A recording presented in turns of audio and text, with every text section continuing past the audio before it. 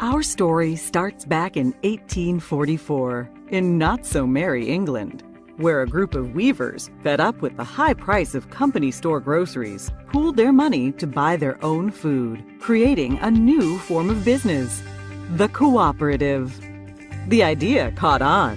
Here in the U.S., President Roosevelt gave electric cooperatives a jumpstart with the founding of the Rural Electrification Administration, the REA, telling American farmers and ranchers, if you want electricity, you can do it yourselves.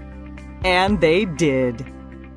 Rural men and women quickly began scraping together the $5 needed for membership and equity in the co-op. Up went the poles and wire and lines to bring rural folks what they so desperately needed: power. Soon, electric cooperatives popped up all across the country, transforming the way of life in rural America. Today, there are more than 900 electric co-ops in the U.S., bringing electricity to some 42 million Americans. So how do cooperatives work?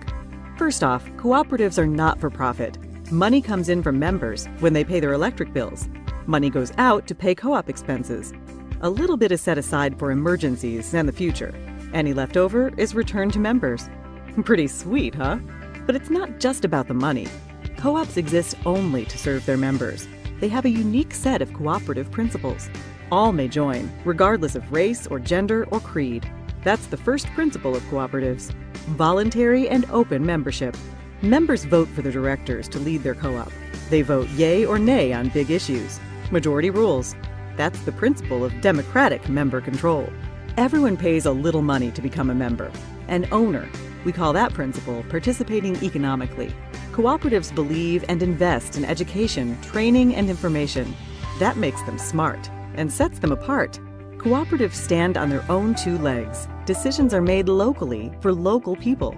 We call that principle autonomy and independence. But cooperatives also work together. They join forces to restore outages after storms, get financing, do research, and speak up in the halls of government. We call this hallowed principle cooperation among cooperatives. It's what makes us strong. And co-ops have a heart, a big heart. They help kids and industries and communities to grow. They give to hospitals and fire stations, ballparks and businesses. Cooperatives deeply demonstrate this principle: concern for community.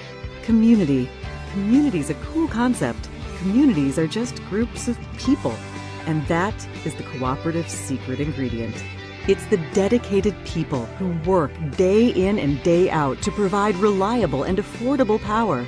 It's the elected people who shape the policies and tackle the big issues. For the most important group of people, the members. Members, the whole reason cooperatives exist. Now that's the cooperative difference. And that's the cooperative advantage. Brought to you by the passionate people of NRECA.